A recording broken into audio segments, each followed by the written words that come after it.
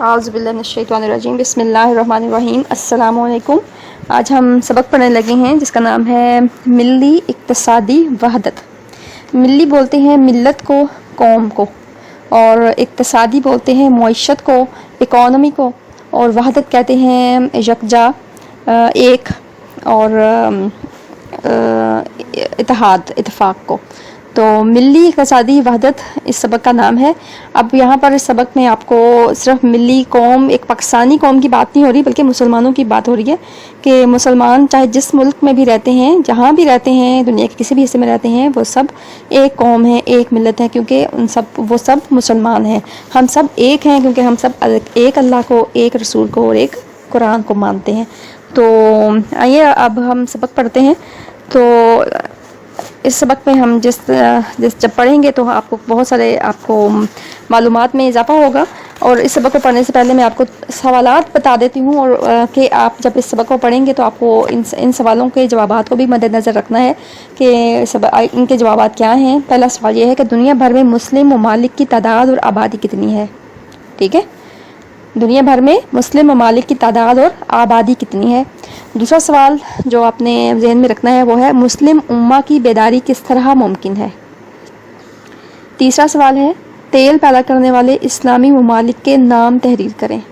चौथा सवाल है अल्लाह ताला ने पाकिस्तान को किन मादनी वसाइल से नवाजा है। अगला सवाल है पाकिस्तान के ताउन से कौन कौन से इस्लामी ममालिक बहीर अरब से फ़ायदा उठा सकते हैं।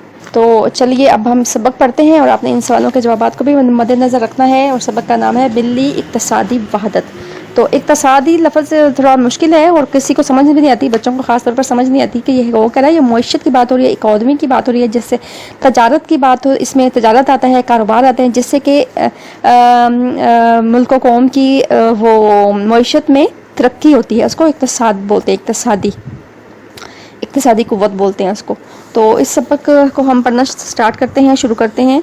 मुसलमान दुनिया भर की आबादी का 5वां हिस्सा हैं, यानी कि कुल दुनिया में जितने मुसलमान हैं, जितनी भी आबादी है उसका 5वां हिस्सा मुसलमान हैं।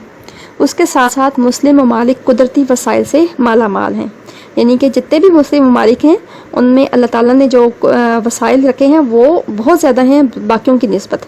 तो मुस्लिम ममालिक कुदरती वसाइल से माला माल हैं जिन्हें दुरुस्त तौर पर इस्तेमाल करने की ज़रूरत है, मगर मिल्ली इक्तसादी वहदत ना होने के बायस आलम इस्लाम के वसाइल दीगर अक़वाम के तसर्रुफ़ में हैं।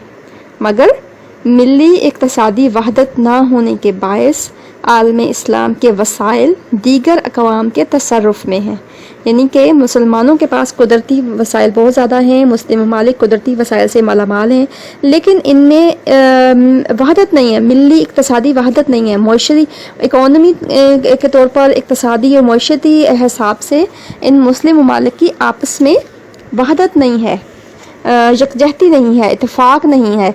यानी एक मुल्क जो अपने मुल्क की बेहतरी के लिए जो इक़दामात कर रहा है वो दूसरे मुल्क को उसमें शामिल नहीं करता और सिर्फ अपने आप को ही देखता है, और जिसकी वजह से एक तो जिसके पास वसाइल हैं वो तो तरक्की करता ही करता है, लेकिन मुसलमानों की आपस में इक़्तिसादी वहदत ना होने की वजह से इस आलम इस्लाम के जो वसाइल हैं वो दूसरे ममालिक जो हैं, वो जो गैर मुस्लिम हैं, वो ज़्यादा इस्तेमाल करते हैं और वो उन वसाइल से ज़्यादा फ़ायदा हासिल करते हैं और वो अमीर से अमीर होते जा रहे हैं। और जबकि मुसलमानों की मिल्ली इक्तसादी वहदत ना होने की वजह से इनके मसाइल जो हैं बढ़ते जा रहे हैं। इन कुव्वतों ने पूरी मिल्लत इस्लामिया के माली वसाइल पर मुख्तलिफ हीलों से कब्ज़ा कर रखा है। ठीक है, इन कुव्वतों ने, किन कुव्वतों ने, जो मुसलमान नहीं हैं, तो हैं तो वो मिल्लत इस्लामिया के कुदरती वसाइल हैं, लेकिन गैर मुसलमानों ने मिल्लत इस्लामिया के माली वसाइल पर मुख्तलिफ हीलों बहानों से कब्ज़ा कर रखा है। ठीक है, आलम इस्लाम के साहिबाने बसीरत ग्रोह, जमातें और अफराद को आगे आकर इन इस्तेहसाली कुव्वतों का मुकाबला करना होगा। इस्लामी मालिक के मुश्तरका मफादात की तंजीमों को मुतहरिक और मजबूत बनाना चाहिए। اسی کے ذریعے عالم اسلام کی ایک مجلس شورا قائم کی جائے جو امت مسلمہ کو درپیش مسائل زیر غور لا کر ان کا حل تلاش کرے، ملت کی عظمت رفتہ بحال کرے اور پوری نوع انسانی تک کامل طریقے سے اسلامی تعلیمات کا پیغام پہنچائے۔ یعنی کہ ان استحصالی قوتوں کا مقابلہ کرنے کے لیے کیا کرنا چاہیے کہ اسلامی ممالک کے مشترکہ مفادات کی تنظیموں کو متحرک اور مضبوط بنانا چاہیے۔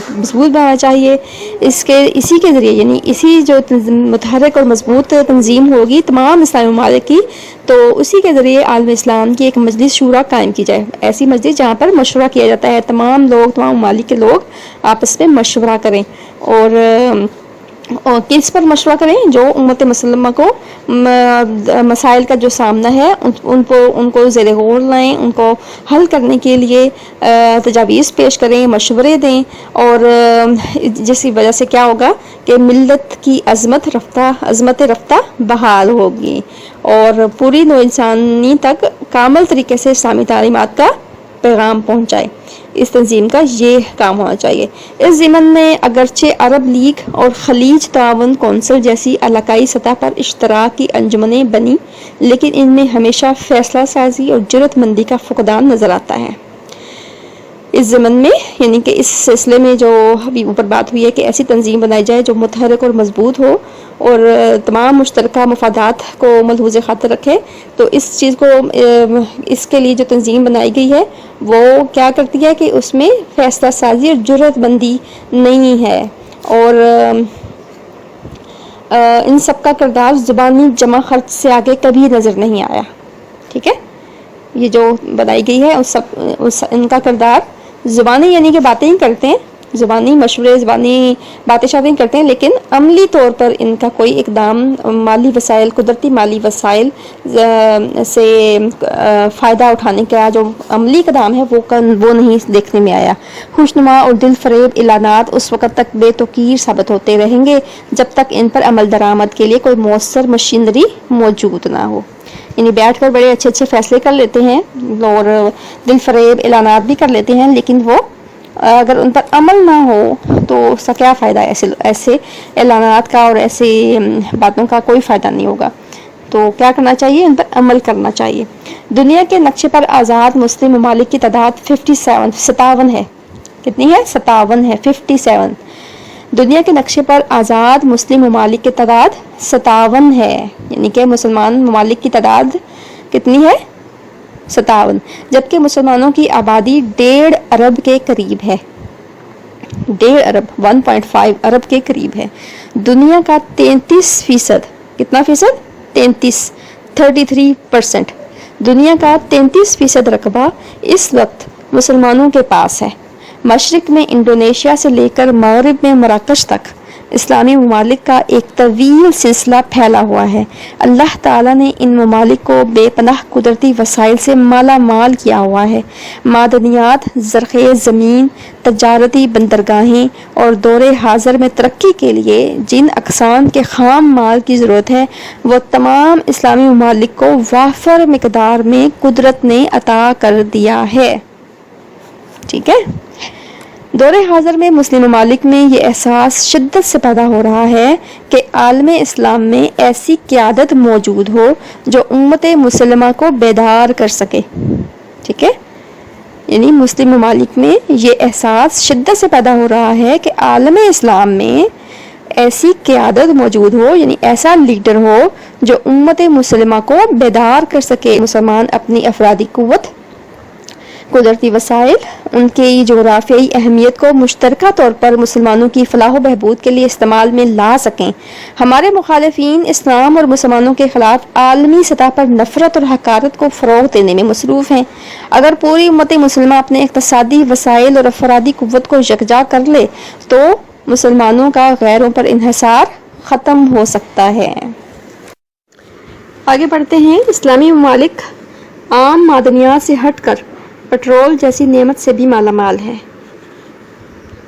اسلامی ممالک عام معدنیات سے ہٹ کر پیٹرول جیسی نعمت سے بھی مالا مال ہیں۔ صنعتی ترقی کا سارا انحصار اس دور میں پیٹرول پر ہے۔ اللہ تعالیٰ نے اسلامی ممالک کو تیل کے کنووں سے اس قدر نوازا ہے کہ کوئی بھی مغربی ملک ان کا مقابلہ نہیں کر سکتا. ٹھیک ہے، اللہ تعالیٰ نے اسلامی ممالک کو تیل کے کنووں سے اس قدر نوازا ہے کہ کوئی بھی مغربی ملک ان کا مقابلہ نہیں کر سکتا. دنیا میں تیل پیدا کرنے والے 11 بڑے ممالک میں سے 9 اسلامی ممالک ہیں. ان میں سعودی عرب، متحدہ عرب امارات، ایران، عراق، کویت، الجزائر، لیبیا، نائجیریا اور سوڈان شامل ہیں. مسلم ممالک کے پاس معدنی وسائل کو نکالنے کے لیے تکنیکی صلاحیت نہ ہونے کے برابر ہے. مسلم ممالک کے پاس معدنی وسائل کو نکالنے کے لیے تکنیکی صلاحیت، یعنی ان کے پاس جو مشینری ہے جس کے ذریعے سے وہ زیر زمین اپنے معدنی وسائل کو نکال سکیں، وہ جو مشینری ہے ان کے پاس نہ ہونے کے برابر ہے. یہی وجہ ہے کہ مسلمانوں کے معدنی وسائل پر کنٹرول ترقی یافتہ ممالک کی ملٹی نیشنل کمپنیوں کا ہے. ٹھیک ہے، جو مسلم ممالک ہیں اپنے زیر زمین معدنی وسائل کو نکالنے کے لیے ان کا غیر مسلم جو کمپنیاں ہیں ان کی مدد لیتی ہیں، تو جس کی وجہ سے وہ جو ان کا شیئر ہوتے ہیں وہ زیادہ وہ لیتے ہیں، نکالنے کا وہ زیادہ لیتے ہیں اور مسلم ممالک کو کم دیتے ہیں، جس کی وجہ سے یہ مسئلہ ہے ان کا کہ مسلمانوں کے معدنی وسائل پر کنٹرول ترقی یافتہ ممالک کی ملٹی نیشنل کمپنیوں کا ہے. تو ہیں تو معدنی وسائل مسلمانوں کے لیکن ان کا جو فائدہ کون لے رہا ہے؟ ملٹی نیشنل کمپنیاں جو دوسرے ممالک کی ہیں. افغانستان ہمارا ہمسایہ اسلامی ملک ہے، مسلم ملک ہے. اس کے پہاڑوں میں سونے، تانبے، لوہے اور ٹن اسٹیل کے ذخائر بڑی مقدار میں موجود ہیں. ٹھیک ہے، اسٹیل. سوڈان میں کیلشیم، تانبے اور پیٹرولیم کی مصنوعات کافی مقدار میں پائی جاتی ہیں. قدرتی ذخائر سے مالا مال ایک اور ملک الجزائر بھی ہے جو لوہے، تیل، گیس اور زنک جیسی دولت سے مالا مال ہے. پاکستان میں نیلم، یاقوت، زمرد، سنگ مرمر، چونا، نمک، تانبا، چاندی، سونا، کوئلہ اور قدرتی گیس وغیرہ کے بڑے ذخائر پائے جاتے ہیں. پاکستان کوئلے کے ذخائر رکھنے والا دنیا کا دوسرا بڑا ملک ہے. پاکستان میں پائے جانے والے کوئلے کو سیاہ سونا کہا جاتا ہے. دنیا میں نمک کا دوسرا بڑا ذخیرہ بھی پاکستان کے پاس ہے. تانبے کے ذخائر کے اعتبار سے پاکستان 7واں بڑا ملک، سونے کے ذخائر کے لحاظ سے 5واں بڑا ملک اور قدرتی گیس کے ذخائر کے اعتبار سے دنیا کا 6واں بڑا ملک ہے. ہمارے ملک کی زرعی زمین بھی دنیا کے دیگر ممالک کی زرعی زمین کے مقابلے میں زیادہ زرخیز ہے.